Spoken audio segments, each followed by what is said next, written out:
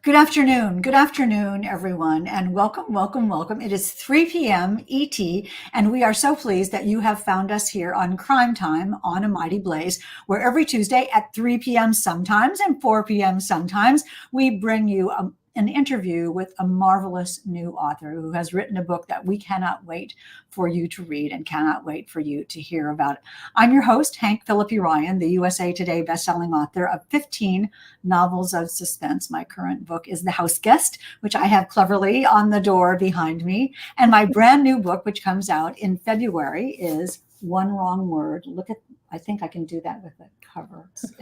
Isn't that so bizarre? It's so bizarre. It's sort of Suits meets Scandal, and I hope you will hear all about it. I know you will when the time comes. But today is not about me. Today is about the marvelous Cara Hunter, whose debut in the U.S. is right now. This book, Murder in the Family, has just come out, just debuted in the U.S. And I have to tell you, it is innovative and brilliant and superly fun to read. I mean, it's got scripts, it's got transcripts, it's got emails, it's got newspaper clippings, it's got train schedules. It allows you, if you can, to solve the crime along with the podcast. So it's amazing. We'll let Cara tell you all about it, but let me read what Janice Hallett said about this. Janice Hallett, you know her, is one of my favorite authors. She says, "This book had me riveted to the page.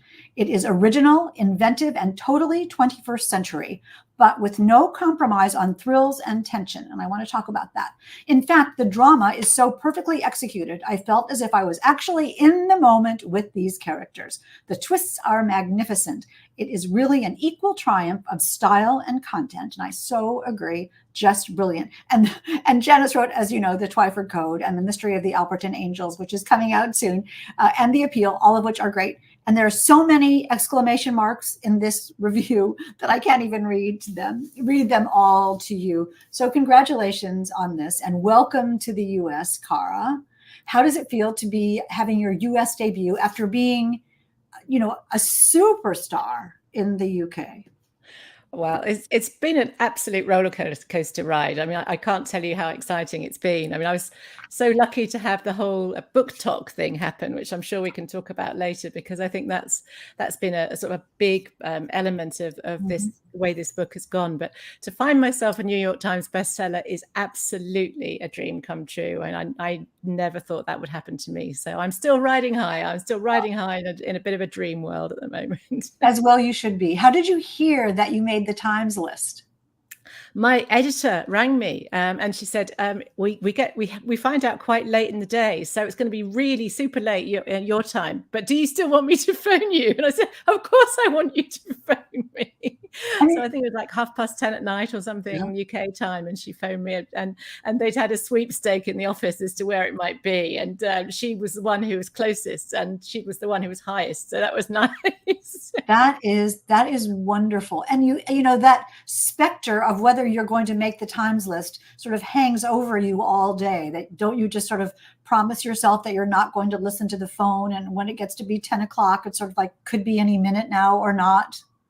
I know, it's one of those moments where you think, it's like if I forget about it, it'll happen. So I can't afford to think about it because I'll jinx it and it won't happen. It was just completely mad because, of course, none of that makes any difference. Well, we all feel that way. And it's so interesting because it's already happened. There's nothing you can do about it to make it happen or unhappen. There is no mystical stuff about it. And yet we still do that. So many people are coming. Katie is here and Sharon Carlson Person. And Brenda is saying congratulations on the NYT bestseller. Thank you very much. Robin Stull says, yes, call it 3 a.m. I don't care. Call anytime you want to do it. So welcome. And we will talk much more about this in about 30 seconds. Let me welcome you all to Crime Time on A Mighty Blaze. It is so nice to see all of your names popping up. When I look over here like this, I am looking at your comments. Shannon Hansen is here. Hey, and Andrea Chapman Johnson and Deborah Press is here. And Renee Herskowitz is adding her exclamation marks to our happiness here today. Our celebration is the word I'm looking for so unsuccessfully. If you don't know about Mighty Blaze, it was started about 3 years ago at the beginning of the pandemic by the marvelous powerhouse duo of Jenna Blum and Caroline Levitt to keep us reading new books, keep us discovering new books and discovering new authors, and just sort of keep the reading and writing community together. And we are still going strong after all these years. And we are so honored and thrilled that you have stuck with us and stayed with us, because who wouldn't want to hear about the most fabulous book of the day, Murder in the Family by Cara Hunter, just out right now. And Cara and her publisher are giving away a copy of this novel. So one of you will not have to run and get this book as soon as this interview is over. One of you will have it sent to your very own house. All you have to do is leave a question or a comment in the chat, and the Wheel of Fun will pick one lucky winner at the end. Now, let me just say one more thing, and then I promise I will let Cara talk. Let me just give you Cara's full bio. I know this is the time that Hank talks, and you're like, please, we just want to hear from Cara. But she is new to the US, so I want you to know who she is. Cara Hunter is the author of the instant New York Times bestselling thriller Murder in the Family, as well as the Sunday Times bestselling crime novels featuring D.I. Adam Foley and his Oxford-based police team. Of those novels, Close to Home was shortlisted for Crime Book of the Year in the British Book Awards 2019, and No Way Out was selected by the Sunday Times as one of the 100 best crime novels since 1945. Think about that. Cara's books have sold more than 1 million copies worldwide and still going strong. She lives in Oxford on a street not unlike those featured in her books. Welcome, Cara. Welcome, welcome, welcome. It's wonderful to be here. Thank you for inviting me. Our pleasure. And I was riveted to this book. It is so much fun to read. It is so engaging. Tell us a little bit about it, and then we'll talk more about what it's about and how you did it.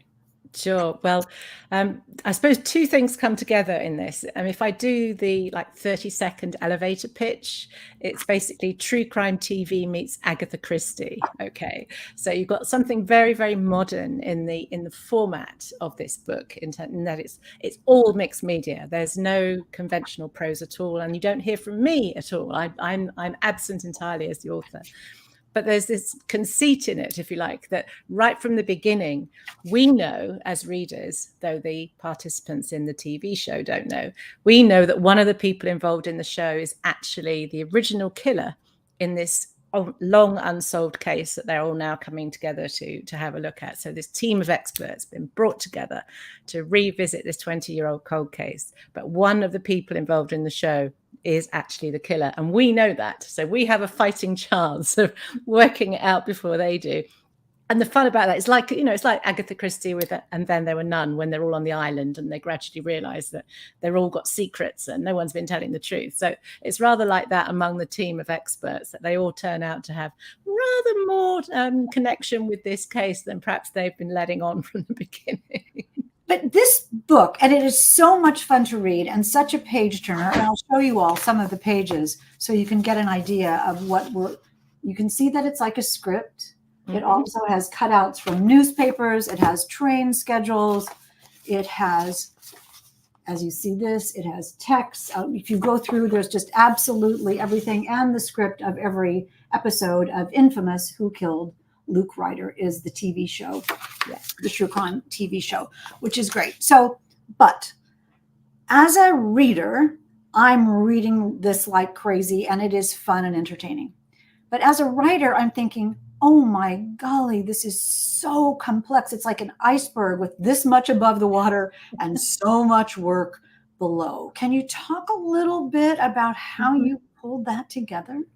Well, it's always lovely to be interviewed by another writer, because you understand exactly what's involved in this type of sort of architecture, I suppose is another word you could use for it. One thing actually was that it was the most fun I've ever had at a laptop. Okay, I've never had so much fun writing a book as writing this one. I've done a lot of mixed media before in the Adam Foley series. They are a combination of mixed media and conventional prose. But I decided with this one just to push it the whole way and do it entirely with mixed media. And amazingly enough, for the very first time, I sat down without a synopsis. I just had the scenario. So I knew about the TV show and how I was going to structure that. I knew who my characters were broadly, but I didn't know who the murderer was. For the first time ever writing a book like this, I did not know who the killer was. I had a short list. I had a short list of 3. And if you've read the book, or if you come to read the book, you can probably work out who the 3 were. But I had a short list. But for the first time, it was, I suppose, perhaps it's just because I've been doing this a while now, I had the confidence to let the book speak to me, let the book tell me its story. I know that might sound a bit weird, but when a book is really going well, it almost seems to get a life of its own. I'm sure you know what that's like, Hank. It just has a sense of its own energy and its own momentum, and I certainly got that with this one. And it was obvious to me by the end who the killer was. But you're right about the complexity, because it was a bit like three-dimensional chess, actually putting all the bits together and seeding all the clues in and all that stuff. Yes, and that's a wonderful way of putting it, because what comes out to the reader is this seamless sort of tour de force of a story. But I can tell that there are so many building blocks that you had to decide how to present something via the script, or screen directions, or a newspaper article, or the train schedule, or an exchange of emails or messages, and you let the reader play along to feel as if they're solving the crime along with the characters as well as you. But on the other hand, you are the author, and even though your voice isn't in it, you have the whole overview of the story and had to decide how to tell it. That is what the tour de force part is to me.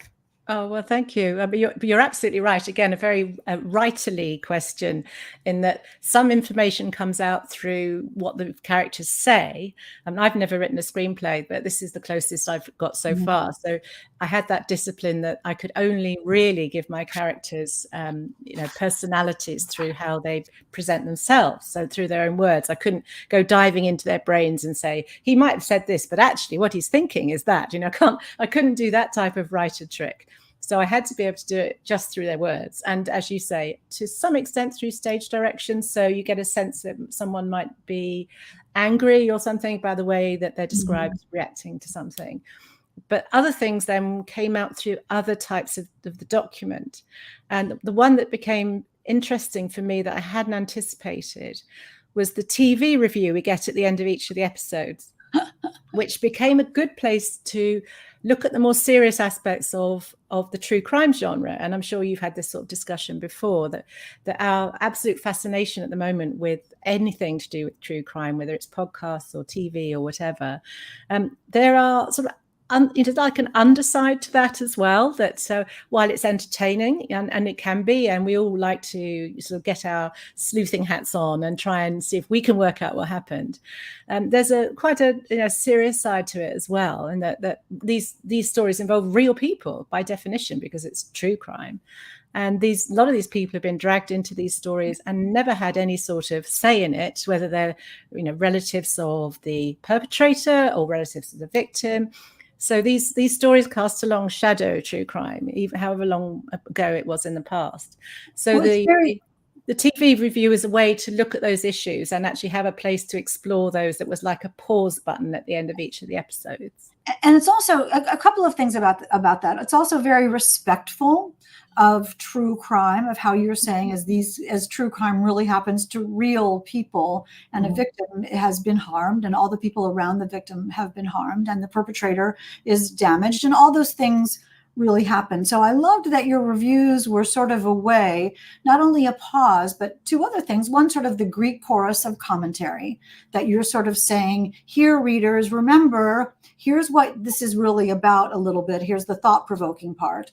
And also a really clever vehicle for you to say to readers, remember, this is what happened, and here are the interesting elements of what happened. So here's what you need to remember if you happen to skim, right? So you're thinking about your reader.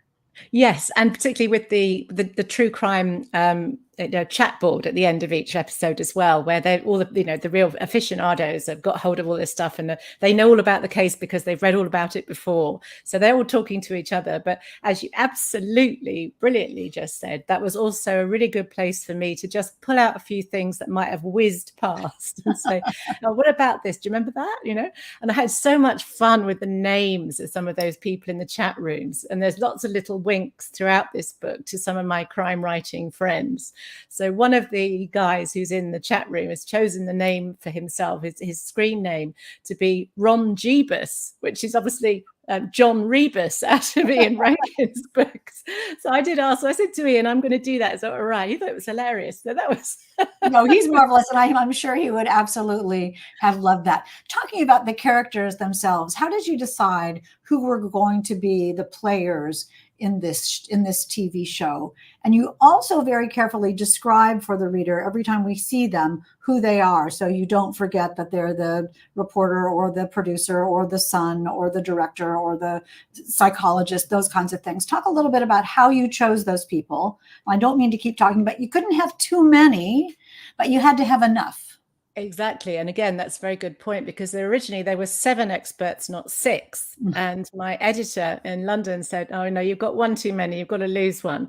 Which sounds sort of straightforward, doesn't it? But you'll know as well as I do, Hank, that that's like a Jenga tower moment. Yeah. You pull out one and then everything falls over and you have to start again.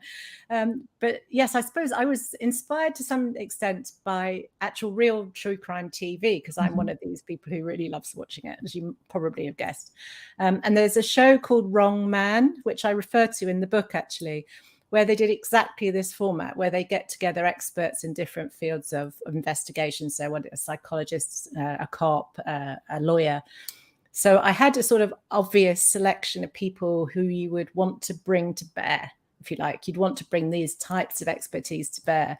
And then once I had that idea, then it was all about sort of working out what the personalities were going to be, because I really, really wanted some real needle, by the end of it. I wanted, as they all discover things about each other, I wanted there to be a real sense of sort of growing hostility. And that was going to be part of the fun, the drama and the tension. So I gave them deliberately very different backgrounds. So the lawyer is an extremely highly educated and sort of socially mobile person, whereas we've got the guy who's the journalist comes from a very different part of London, much more sort of, down to earth. So these two immediately have got a sense of sort of rivalry going on. And my favorite bit to write, completely my favorite bit, was the rivalry between the UK cop and the New York cop. Yes.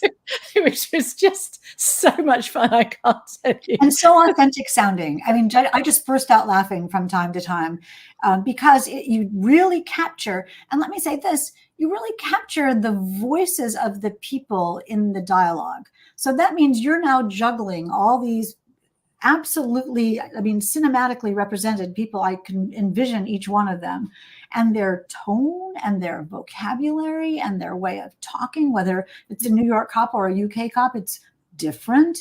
Not to mention, you can see the raised eyebrows and the rolled eyes and the dismissiveness in some of them. It's great. So again, and I know there's no answer to this, but how do you do that? Well, I suppose, like I say, I've never actually written a screenplay, but I suppose if you're writing a screenplay, you have to have an equally strong sense of who your people are. And sometimes it can help to have an actor in your mind. Sometimes I do that with ordinary novels, even without this sort of additional challenge. But just to sort of see them in your mind, as you say, cinematic is a fabulous word for that. And you can just imagine how they behave. I mean, the most obvious one is, I'm a great fan of Mindhunter, the TV show. I don't know whether you saw that.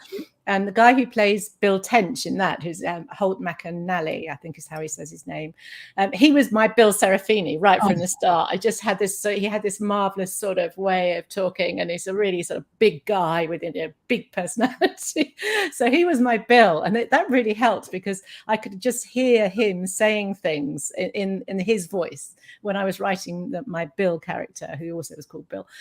So yeah, that sort of helped. I think you have to have a very strong sense of your characters if you're doing something like this, where you have no prose to fall back on. You've got to only let them talk for themselves. And that's a really, really good point, because you said at the beginning that you weren't present, you, the author, weren't present in this. And sometimes the author gets to sort of insert themselves in a subtle kind of, we hope that no one notices kind of way of explaining what someplace looks like, or what someone's thinking, or some sort of internal dialogue, or some sort of philosophical sidebar that you just sort of tuck in.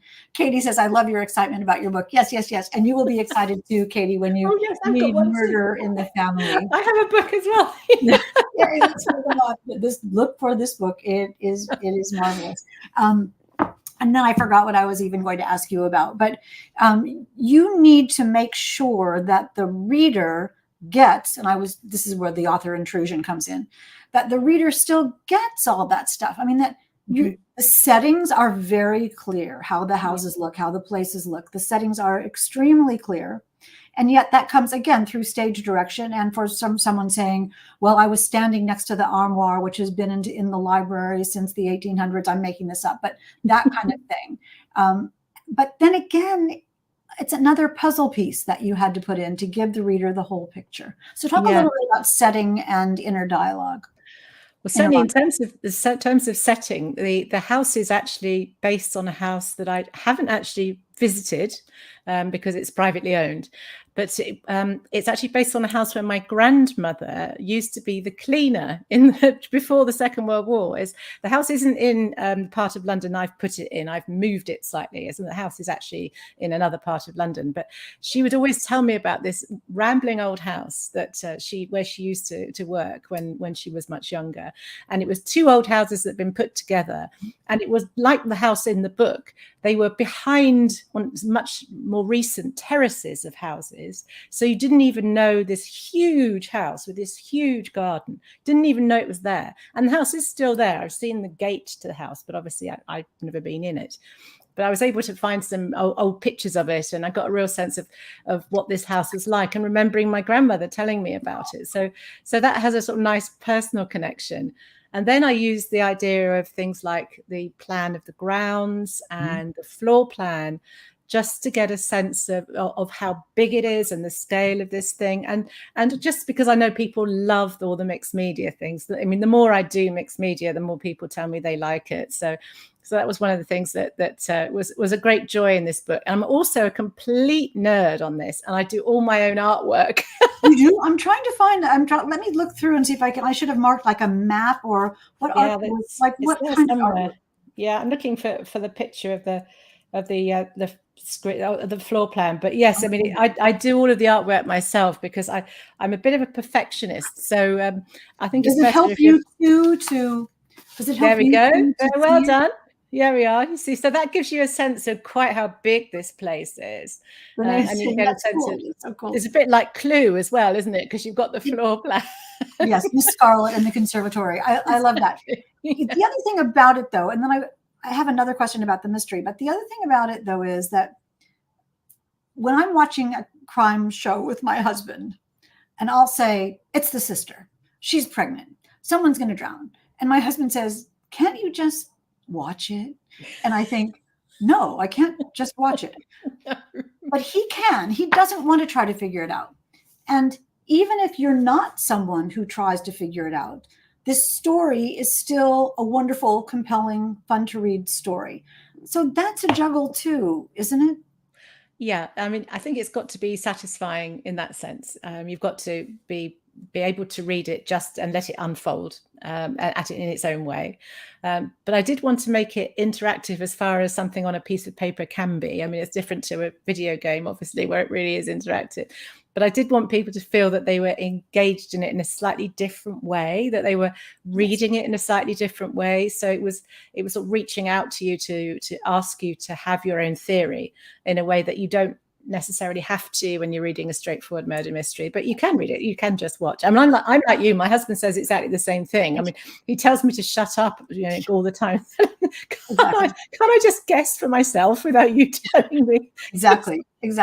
But just like your floor plan, readers go back and think, oh, that's where that was, or oh, I don't think he could see that from there, or how did that person get to be there? It's just really, really fun. But underneath the fabulous way that this is structured and the multimedia way that this is structured, the underpinnings of that, in order to work as well as it does, as brilliantly as it does, is that you have to have a solid mystery story. There has to be the real mystery that that they're talking about, and it has to have a beginning, middle, and end, and motivation, and characters, and reason, and a resolution of some kind. Talk a little bit about that balance. Yeah, I suppose that's something that I've learned doing the other types of books. So they're more conventionally structured. So you always have to have, as you say, your story arc. And that's one of the reasons I love crime, by the way, because sometimes people can be a bit sniffy about crime and think, oh, well, it's not a serious genre. It's not like, literary fiction. But actually, I think crime for both the reader and the practitioner, like you and I, is actually one of the hardest to do, because you've actually got to have that proper story arc. You can't just sort of stop. I always use the analogy of getting a plane up into the air. You've got to get the plane up, you then got to travel, and then you've got to get it back down again. And so much sort of rather more, dare I say, pretentious fiction often just seems to stop in midair, as far as I can see, or just keep doesn't going come back and down going again in a and satisfying going. way. But it's that resolution. But that, when you land the plane, I'm not going to be able to keep up this metaphor without just ruining it totally. But it has to be at a destination that makes sense, yes, but that is surprising. Absolutely. And that you would think, I should have seen that coming, but I didn't. Or even, I kind of saw that. And that's fun too. So you say, I don't use an outline either. So I have no idea what's going to happen on the next page or the next chapter at all until the plane takes off, and then we start going somewhere. And at some point I think, oh, is that what happened? Did you have that feeling along the way? And how do you get to a satisfying end if you don't know it?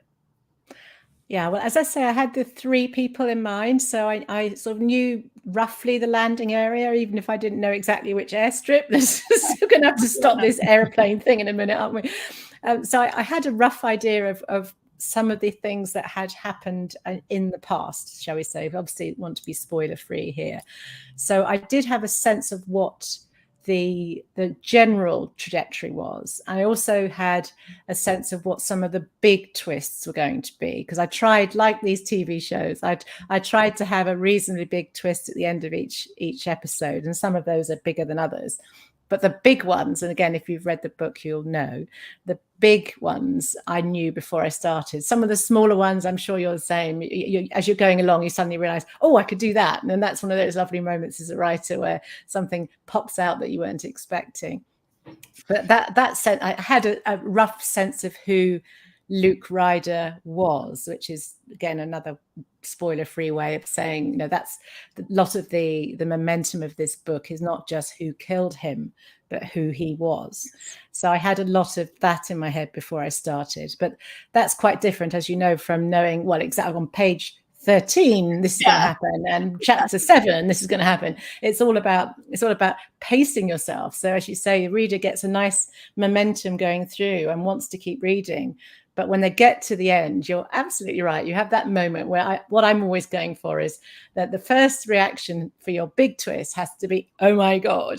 But the second reaction has to be, but of course. Yeah. So the reader can't feel cheated. That's so important. Your contract with the reader is that you give them a lovely, satisfying surprise, but they don't feel like you just popped something out of the woodwork that is nothing to do with anything.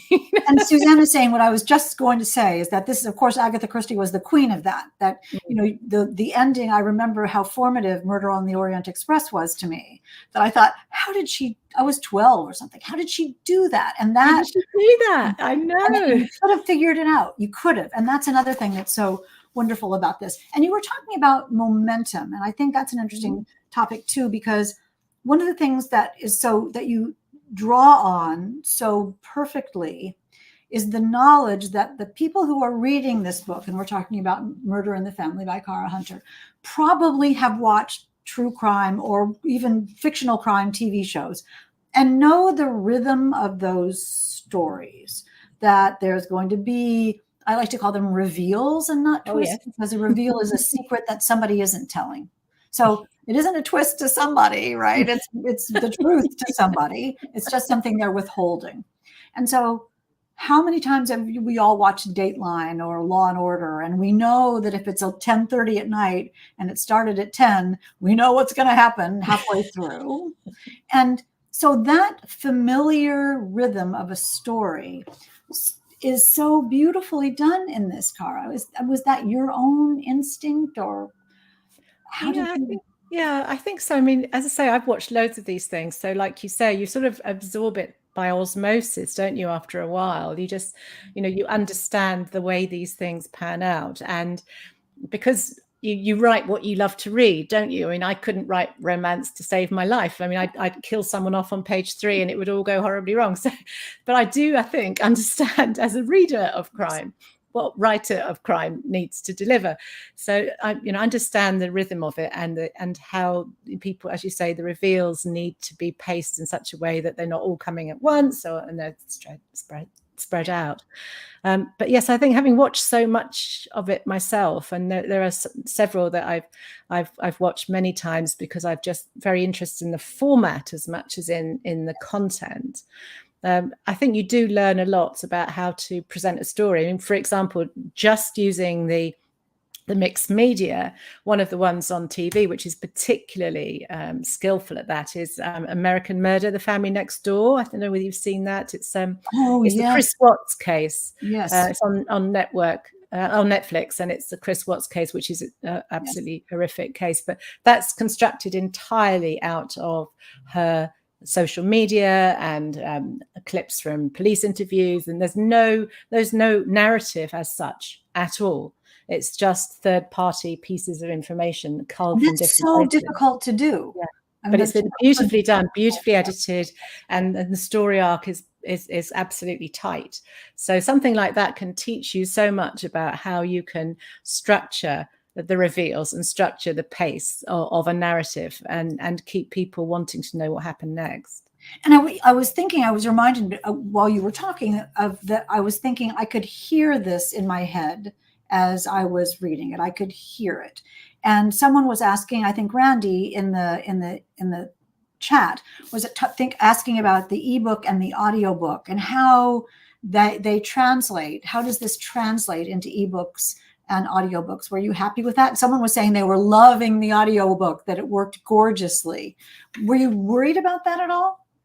I wasn't worried about the audiobook. No, I mean, because right from the start, HarperCollins said, well, we're going to actually do it like a radio play. We're actually going to cast it rather than just have one person trying to do everything, like Alec Guinness in Kind Hearts and Coronets. Though funnily enough, they worked out, I think it was something like 37 different voices they needed, and they boiled it down to 5 actors. So there were 5 actors doing all of the different voices, and I watched them do it for one afternoon, and they were having the best fun of their lives. And it was so funny because on some occasions the same actor had to talk to themselves in different voices. That's great. What a secret to know.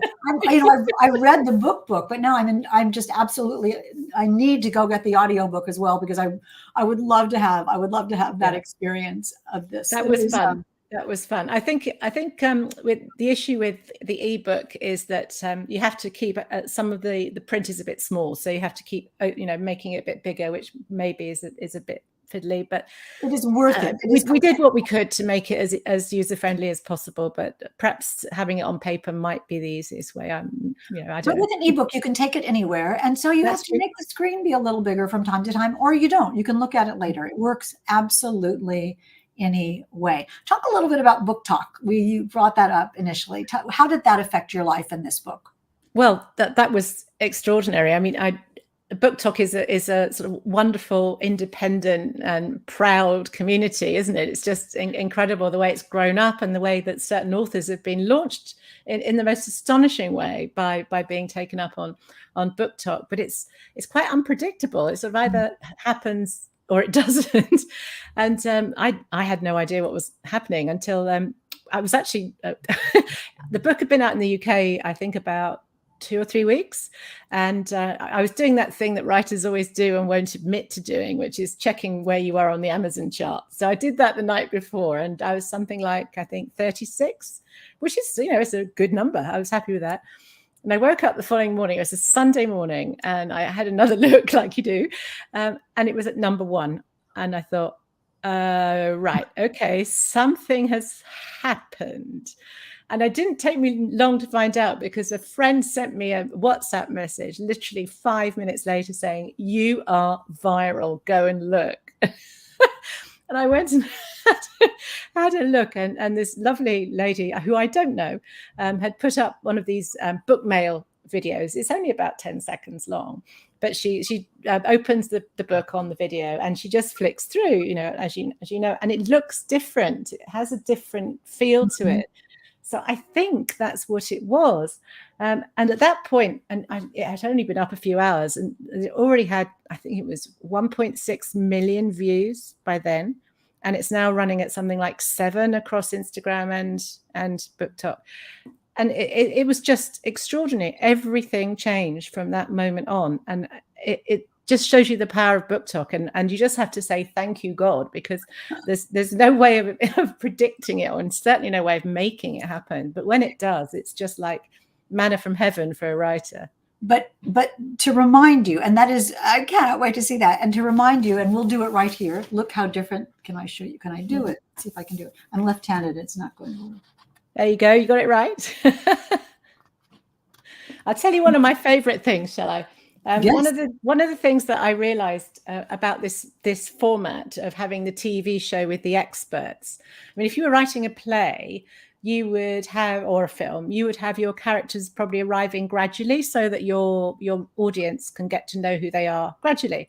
But I realized early on that this format of the TV show, I was going to have all my experts arriving at the same time at the beginning. And I thought, well, this is a bit of a challenge for anyone. My reader needs a bit of help to differentiate who these people are. And then I had this brainwave, it's the only way to describe it, of putting in their resumes at the beginning. So we have, as you say, we have these resumes of different people as part of the team. And of course, the great thing about that was it doesn't just tell you what they do. You show so much, don't you, about yourself in how you present your resume. So we've got this guy here who's the British cop, who may indeed look very boring. And he is. There's a sneak preview. He is pretty boring. But on the other hand, you have, for example, this guy who's the CSI guy, this side over here, this side, nope, that side. That side. He's actually my real CSI guy, and he took who I've got the photograph of, and he's got all sorts of really funky stuff. Like he used to have a tarantula as a pet, so this guy's going to be fun, don't you? This guy's got something about him, and of course having the photographs was a lot of fun as well. Most of them are actually my mates, because of course, as you know, putting photographs in books is really expensive because you have to buy the rights. So I just went round most of my mates and said, "Would you like to be in my book?" That's fantastic. All the secrets of this book, we're talking about Murder in the Family by Cara Hunter, which I know you will absolutely, if you don't think it's irresistible now, just pick, which you should. It is marvelous. Go pick up this book at a bookstore and I dare you to look at it and not just put it in your little hot hand and take it right to the cash register, because it is absolutely marvelous. Cara, congratulations. Do you have time to take a couple of questions? I know it's much later where you are than here. All right, let's take a couple of questions from the audience. Okay, Katie, that's a great question. And we don't know you here in the United States as well. What made you become an author, and how long have you been writing? I suppose I've been writing in total about 10 years. And so I came to it quite late, really. I mean, and one of the questions I often get asked as well is, did you always want to be a writer? And the answer, if I'm really honest, is no, I didn't always want to be a writer. I came to it much later on. And I always like to encourage people when I say that. Say, look, this is a really good example of something you can take up later in your life. You can, there are so many things you can take up later in life that you might not have done before. So it's a real encouragement to try something new, because I had no idea I was going to end up with a career like this as a writer. So what made me be a writer was actually being a reader. Right? I mean, I've always been a reader. That's one thing I have always been, right from a very, very tiny child.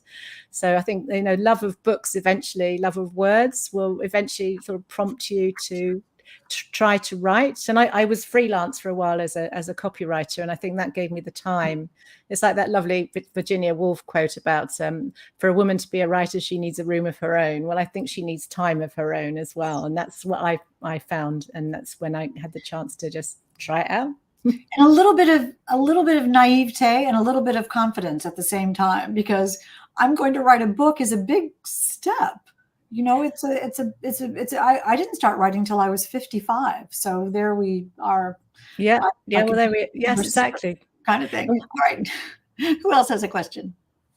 Is this cover and title the same as the UK cover and title? The title's the same. The cover is different. I wish I brought my cover from my UK one, but I haven't got one to hand. But yeah, the cover is different for the UK. It's like a fingerprint, and it's like dark blue. So it's pushing. It's very interesting for me actually to see all the different. I mean, you can see behind me is all my different overseas editions of the Phillippi books. I've got 30 languages now, so it's always amazing to look at the different covers. And with these two in particular, I love both of them, but they're very different angles. The UK one has gone very much for the CSI look, so the fingerprint, and so it's got that sort of lab sort of look to it. Whereas, of course, this one is the colours are just outstanding, and they've gone very much for the sort of social idea of the family and then this big house and what's going on behind closed doors. Both of which are just brilliant ways to express the book, and equally good. So I've been very, very lucky actually. Both of them are really gorgeous. A lot of it has to do with what a good book it is too, Cara. I was going to say that about Book Talk as well. Something isn't going to go viral if it's not fabulous to begin with. Let's just remember that.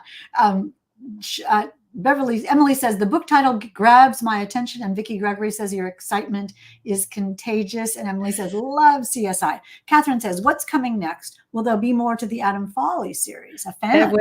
There will be more Adam Foley's. In fact, the back numbers, as it were, of the Foley series are coming out in the next year in North America. So we're starting with No Way Out in December, which I think is the 12th of December. And then we'll have the others coming along. So it'll be All the Rage after that, then The Whole Truth, then Hope to Die in the course of the year. So this is the back catalogue of the UK series coming out gradually over the course of the next year. So that's really exciting. They've done some fabulous covers as well. My God, the covers of those are so good. So good. They've done. I can't wait to see them. Covers. So they're available for pre-order now? Yes, they are. Yes, you can pre-order them. I will contact you and get you to be back on Crime Time and various other places, because I would love to introduce our readers to the Foley books. I would love to do that. I would love to do that. Let's take one more question and then we'll get to the giveaway. What are you currently reading, says Renee. She's reading the Amazon chart. She's reading the New York Times book review. That's a great question, Renee. It's a hard one, isn't it? It is a hard one. Well, I'm still finishing writing at the moment, the next book, this Foley book. So when I'm writing, I don't know about you, Hank, but if I'm writing, I can't read other fiction because it sort of jams the radio waves. Do you find that? And particularly when it's a really good book, the better the book you're reading, the worse the problem is, because the voice of the book is strong and it starts messing with the voice of the book you're trying to write. No, so exactly. I tend to write. I read nonfiction when I'm writing, so that doesn't seem to do that. For I can read nonfiction. So I'm reading a Tom Holland book at the moment, a history book. The writer's brain is a fragile thing. I know, we are fragile creatures, aren't we? Well, it is marvelous to have you here, Cara, and let us spin the wheel of fun to see who is going to win. What lucky winner is going to win a copy of Murder in the Family? And here goes the wheel. This is pretty fancy, isn't it? You have to admit. Ooh, this is Chuck being clever. Exactly. And the winner is Brenda Gaskell. Oh, Brenda, this is marvelous. I'm glad that you have won. Brenda is a wonderful fan of Crime Time and such a stalwart, and it is terrific, Brenda. I will literally be signing this one for you, Brenda. So if you want to get in touch and let me know what you'd like me to put inside and let me have your address, and I will be posting this to you, this actual copy.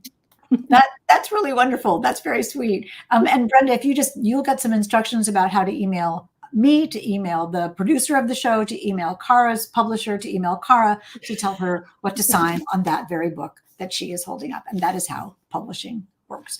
Cara, you're amazing. I've loved chatting with you today. Congratulations on an absolutely brilliant, unique, and original, fun to read, and good mystery too. I did not see that coming. When I landed, I Thank was you. I really enjoyed it. It was lovely talking to you, Hank. You too. You too. Now, you all in the audience, stick around because at 4 o'clock, look who we have. Peggy Townsend. Could not be a more different kind of novel from Murder in the Family. Well, maybe so. The Beautiful and the Wild, Peggy Townsend, about a woman who was taken captive in the Alaska wilderness, locked in a box in the Alaska wilderness. And this is a terrific adventure. So do come see us in about 15 minutes. Get a cup of tea, get some lemonade, but get whatever you want depending on the time zone. And I will see you back here in 15 minutes. Next week we're off, just so you know. Next week I will be in the UK. At the Aldborough Documentary Festival. And it is I know it's a long story. A documentary that I am in is being premiered at the festival. So I am going to participate in the premiere, and I am really looking forward to it. So we will see you on the 21st, and we will be bringing you authors like Nalini Singh, There Should Have Been 8, and Tess Gerritsen with The Spy Coast. So there's a great November coming up on Crime Time, but I will see you in about 15 minutes. Cara, thank you so much for being with us today.